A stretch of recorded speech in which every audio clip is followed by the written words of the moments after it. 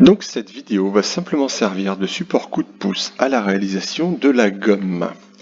Alors je vais cliquer donc sur géométrie 3D.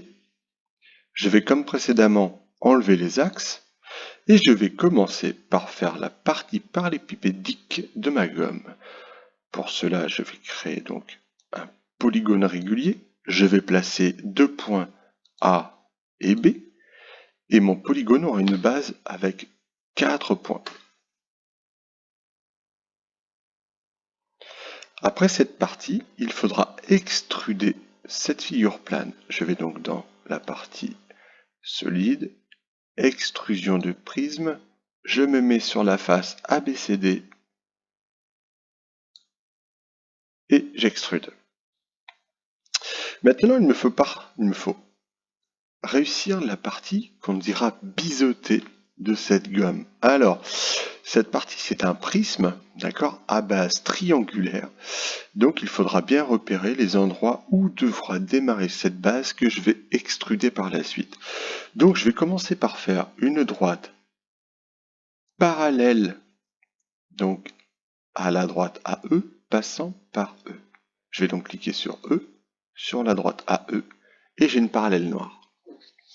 Je vais faire la même chose de l'autre côté avec H et la droite HD. H, HD.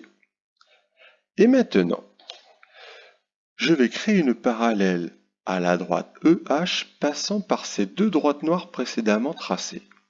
Donc là, je vais cliquer d'abord sur ma droite EH, puis après sur un point de la droite AE, mais qui soit au-dessus de E.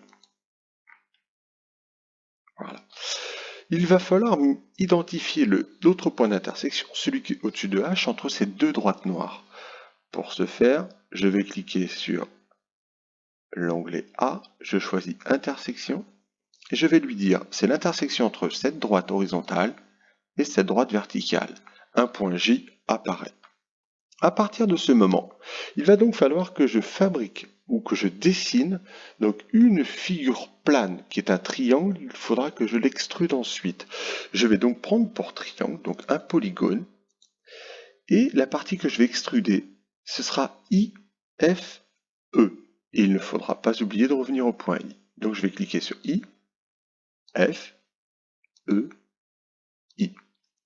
Et ce triangle, je vais donc l'extruder sous forme d'un prisme jusqu'au point H, c'est-à-dire que je vais rejoindre les points J, H, G.